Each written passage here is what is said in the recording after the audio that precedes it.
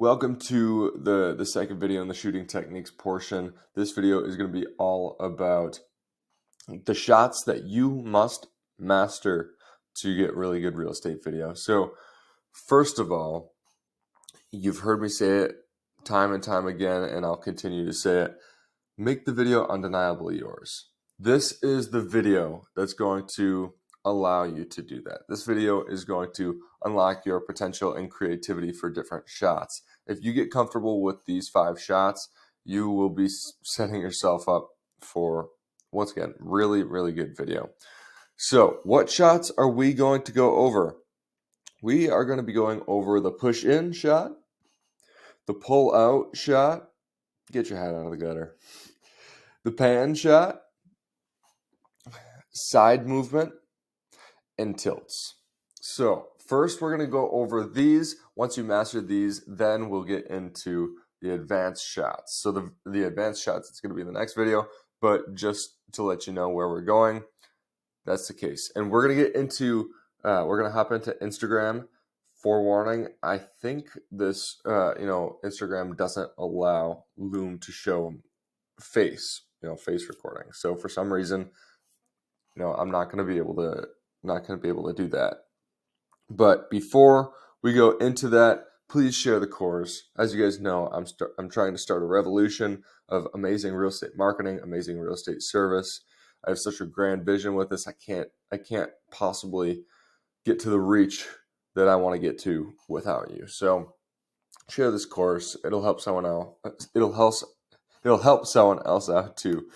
And warning, this is the most important video in the entire course. Don't skip, don't fast forward, don't jump around, don't do any of that kind of stuff. Stick with me, tune in, and if you want to put in 2x speed, you're going to save yourself a lot of time. So before we go into the push in, we'll go into push in and then we'll go into side movement and all of that. But what we're going to be covering, how it looks, how to perform, and when to perform, when to use. Now we're going to go over to Instagram and check out not a video of mine, but a video of, I think it's Gimbal King.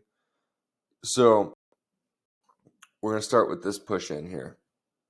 So as you can see, he is, well, I'll explain. First of all, we're going to talk about how to, or what it looks like, and then we'll get into how to perform. And then I'll tell you later when I think it's best used. So just keep in mind, well, look at this top screen first.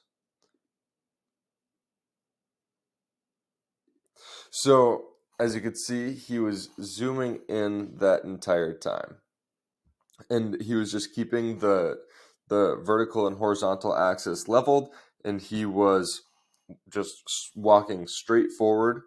And that is essentially how you accomplish that shot. And now he's going to be going into the pull back. So this time I would, I would watch this bottom screen here to see how he does that. All right, new plan. We are going to watch, we're going to watch this video on Instagram, and just to show you how every single shot looks. So we're going to be going over all of the shots and watch how they look first, and then I'll give you a little recap, and then we're going to go into how to perform, and then after that we're going to get out of Instagram, and then I am going to summarize each take and talk about when to use. So let's just get right into it. So now we are going to watch this video that is going to show us all of those movements that we're going to learn, and the beginner shots that we're going to master. And you're going to see one shot in here called the level change. I don't personally like this for a beginner shot. I actually have this in the advanced shots, but just with a little bit of a twist. But yeah, you'll see what I mean. The level change is not exactly rocket science, but I don't think it's a great beginner shot. I think these shots will get you by. I've used the level change, like the basic level change, maybe once or twice when I'm out on shoots. I can think of once for sure, but yeah.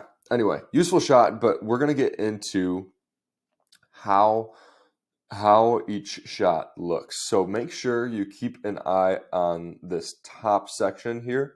The bottom section is going to be how to perform. So don't worry about that now. We'll go through that, but keep an eye on that top section and we'll get into it. So the first is side movement. The second is push in, and he calls it pull back. The third, I believe, is level change, and then I think he gets into tilts. And yeah, I think that may be it. All right, so let's just get into it and keep an eye on that that top screen.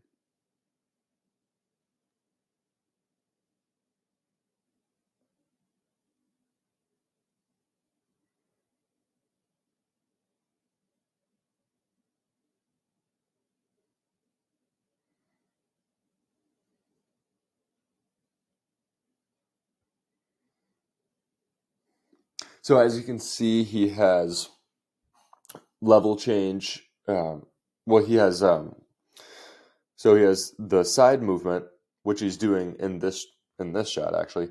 Side movement, push in, pull back, level change, and then tilt up and then tilt down. So he has tilt up and tilt down as two different ones.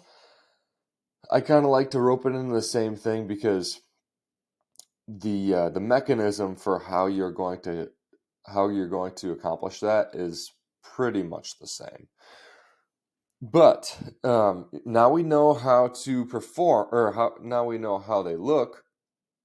Now let's watch a little bit about how they are performed. And I know that he goes through it pretty quickly, but if you have to rewatch this,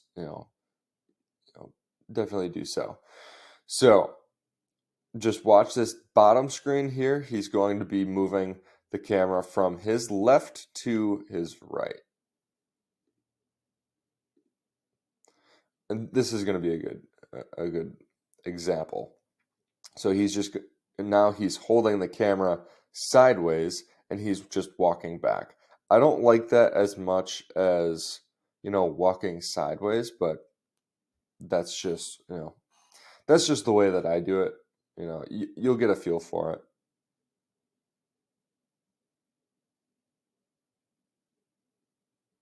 And now we're going into push in and pull back. So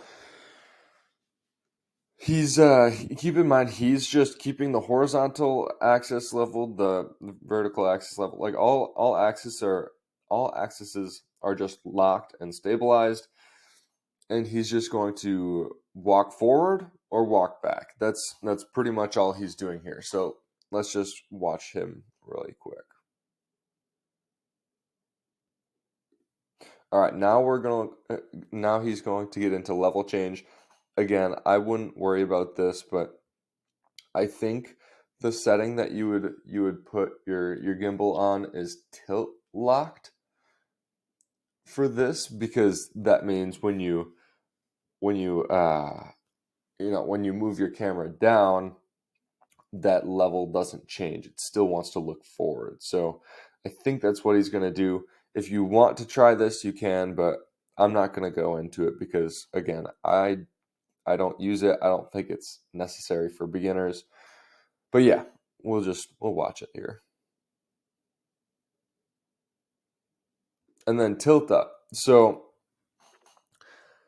I don't know if he is going to show any sort of back end of this, but he's going to have his hand on the joystick. So, or his finger on the joystick. So as he's doing a push in, he's going to be pressing up on the joystick, making his camera slowly rise. So I actually think that this is more of an advanced shot too, but I guess, I don't know. For him, I think it's important to, try to at least practice this. But yeah, yeah, so this is the tilt up. Just keep an eye on this bottom screen, as per usual. And yeah, and we kind of overlapped a good bit of this already, so it's going to be going into straight into tilt down. So for that, inversely, you would just hold the joystick down, tilting the camera down, starting from an elevated view. So just keep an eye on that. We'll go through this all again. I know you probably don't have to at this point, but yeah, we'll go through all of this again and watch the video through and through. And by the way, I will be linking Gimbal King's Instagram in the description of this video, as well as in in the course material. So if you want to follow him, which I would absolutely recommend, you can do so.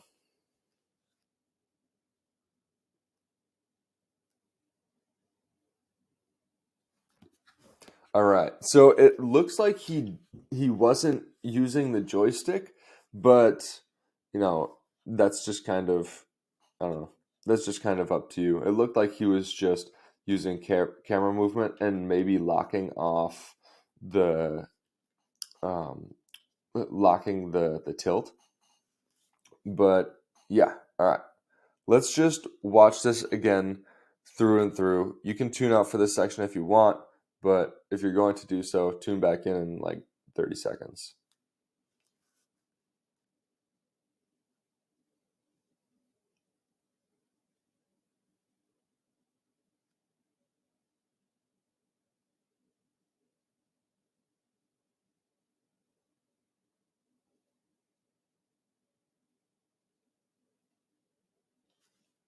All right, I just put that video there so you can pause, rewind, and you can watch that video over and over to your heart's content, and you can see what he's doing, see how he's accomplishing it. Obviously, he has a camera and a more robust gimbal, but it will absolutely work with you know the takeaways are literally exact.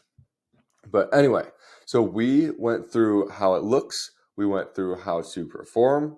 Now let's talk about when to use. So remember, we're going to talk about this push in shot first. When I use the push in shot, typically is at that first third of the video when I am kind of establishing that we're at this property. Now we are, and especially outside for like an exterior approach shot, because that is like signaling, oh, we're getting to this place. And now, that just establishes that we are arriving into this place. We are arriving into this video, and we can expect to, I don't know, it sets the stage for a progressive feel, a flowy feel to the rest of the video, because you're not going to, like, if you have a pull out or a pull back out of a property, like it almost signals that you're leaving. And if the next video is you inside, it's just kind of weird. So push in for establishing shots. So establishing bedrooms, maybe establishing your way into a room. I think that's a great use of the push in. And definitely when you first get to the shoot. So that is tips and tricks of the whole gamut of the push in shot. Now we're going to be talking about the pull out shot, the pull back shot. So again, we went through how it looks, how to perform. When do I use? So the pull or the push in shot, like I said, I use to establish that we're arriving. So if you think about the pull out shot, think about what we're doing, what that is signaling to the viewer, what the viewer feels when you're pulling out of the shot. So I like to think of this as kind of an exit. So as you know, as I do the pull or the push in shot of the exterior, so the exterior approach shot is a push in. Sometimes I will take that exact video and I'll just reverse it and put a fade to black transition, and it will, you know, the first part of the video is going to be it pulling in, and that last video is going to be, you know, coming up close and then showing more and more and more of the property until we are like almost out of the driveway basically. And then that, you know, that also creates a looping mechanism with you know, the end of that video being the same as the first part of the first part of the video. That, I don't know, because it's that same clip, it just kind of looks like it almost rubber bands back into motion.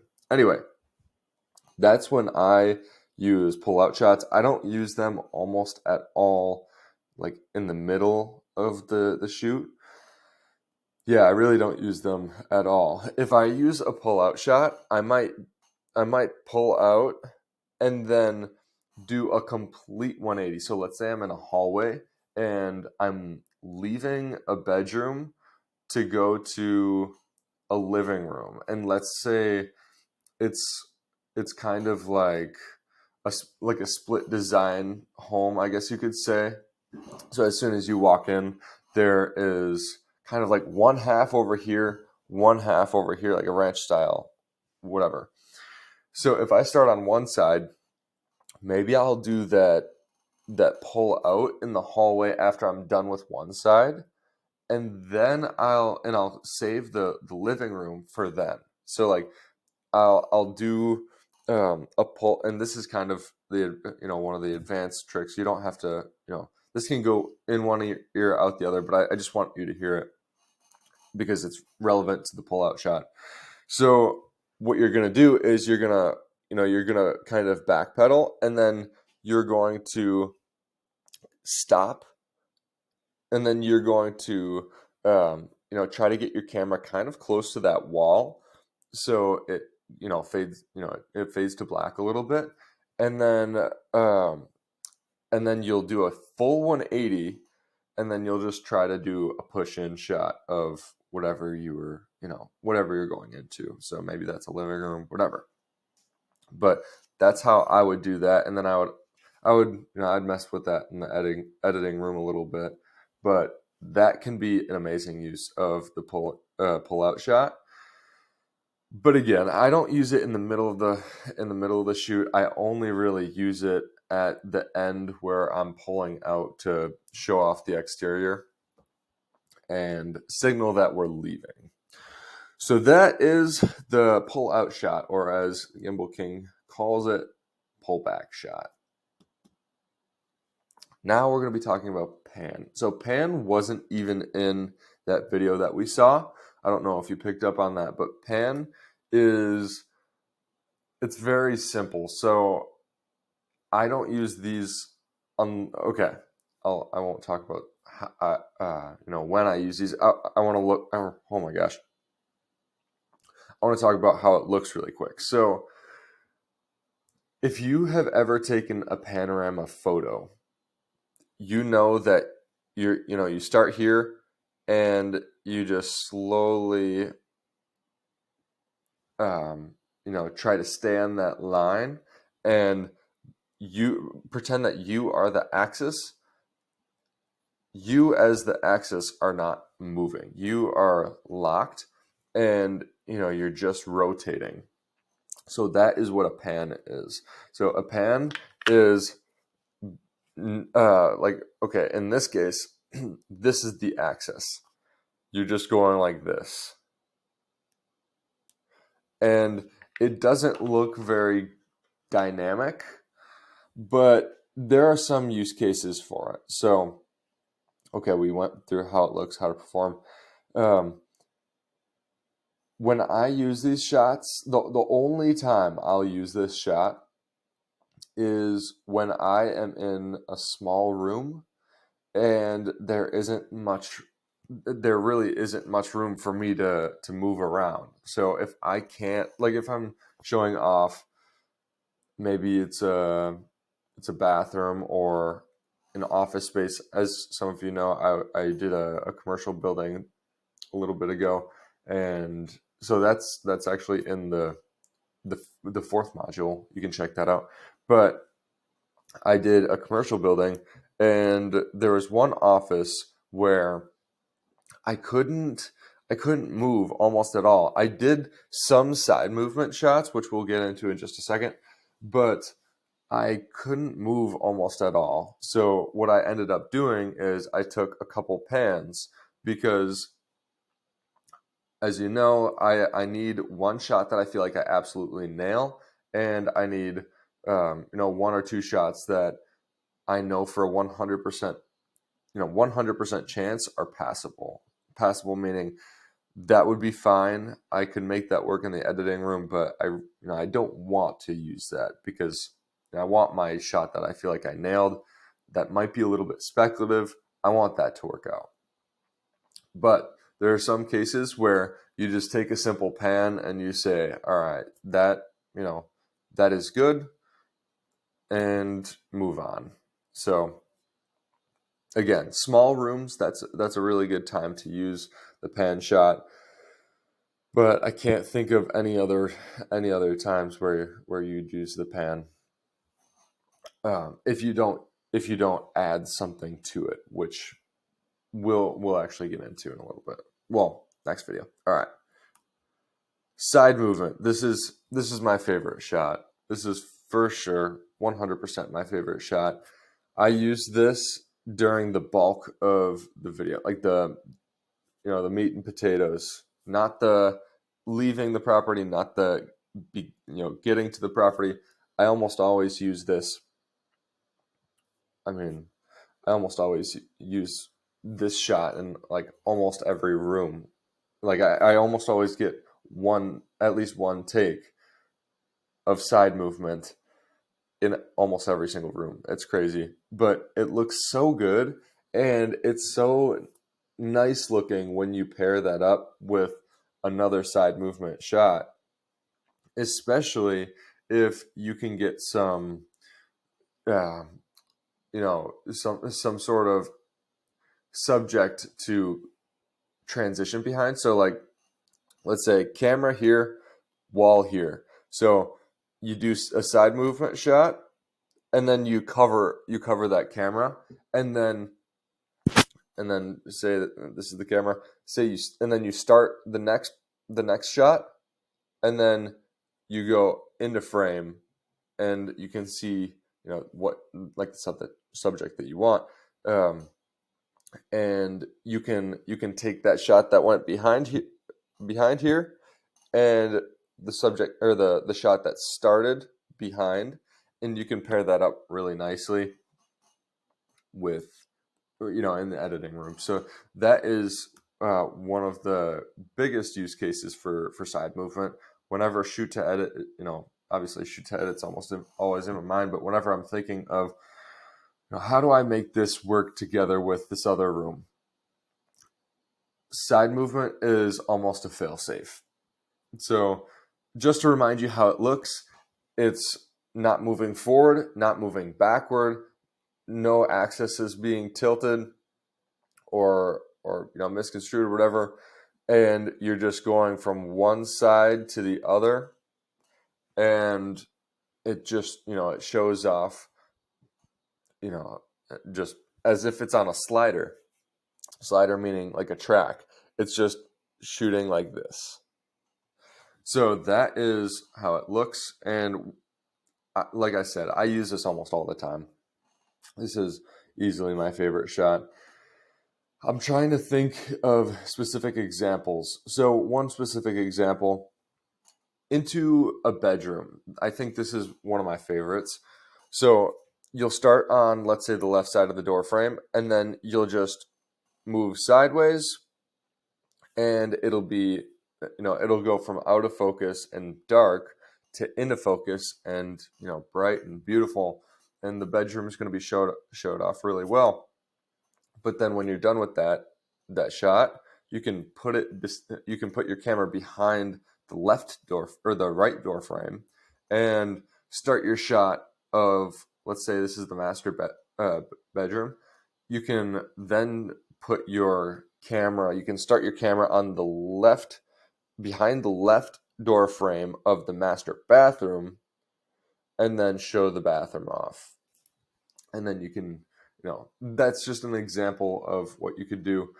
Obviously, well, I shouldn't say obviously, but you're probably not going to only do one take of the bedroom, the master bedroom. But again, just something to think about. Like, that is just an example of how you make this shot come to fruition, how to make this shot happen with shoot to edit in mind. So this is side movement. Side movement is just absolutely monumental to master. You can do accent shots with this too. I think this looks great with accent shots. All right, I talked a lot about side movement, so let's get on to tilts. So tilts, if you remember, is kind of a push in with a tilt up, or a push in with a tilt down. So this looks great for approach shots, but you can do it in some other situations too. So like hallways in the middle of a home, if you're trying to show off a pretty cool lighting lighting fixture, you can go down a hallway, tilt up to the lighting fixture. Or let's say you're in a really cool foyer area. Pretend that you are in a home that is very, very grand. There are staircases that, in the movies, there are those, Great Gatsby style places where the stairs are going up on either side of you with kind of like leading up to a balcony. And then there's like an open area in the middle. I don't know if you can, what, I'm going to pull up a picture. This is exactly what I was thinking. So I just want to explain when you could maybe use a tilt down. So when you are entering this property, let's say you focus on that light fixture up there. Instead of tilting up that way, you could actually start by tilting, like you could do a tilt down, and then you could keep walking until you get to those French doors or whatever the heck those are.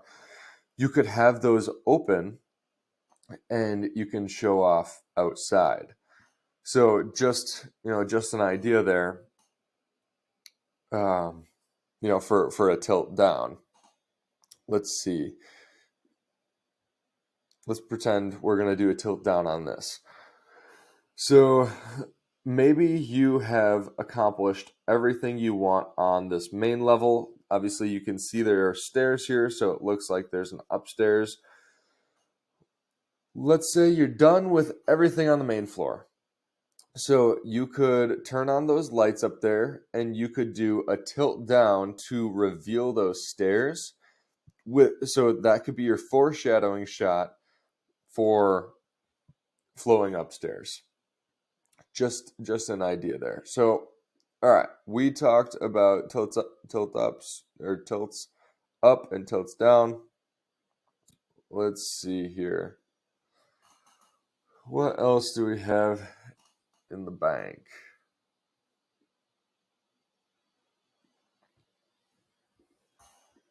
All right.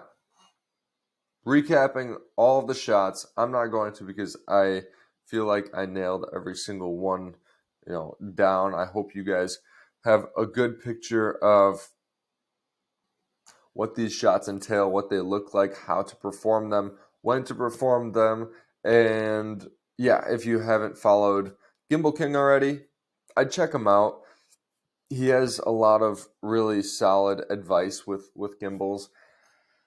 His humor is a little raunchy, as you could maybe tell from that video, but I'm not going to criticize his humor. He has amazing tutorial videos. But yeah, with that being said, I think I covered everything with regards to what they are, where they're used, and how they're performed. If you have any questions, always check out that community. Join that community if you haven't already. I'll have a link in the description here. This is Mobile Video Mastery. That is how to be an expert at all of the beginner shots that you absolutely need. With that being said, get after it.